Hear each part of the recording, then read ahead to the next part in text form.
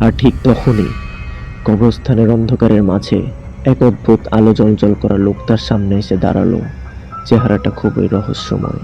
সে ঠিকভাবে চেহারা দেখতেও পারছে না, চেহারা দিয়ে আলো জ্বলছে।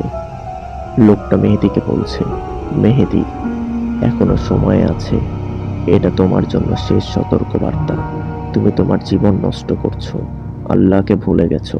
যদি এখনো ফিরে আসো তাহলে তোমাকে বাঁচানো হবে। তখন চারপাশে অন্ধকার হয়ে গেল। মেহেদী হঠাৎ চোখ খুলে উঠল।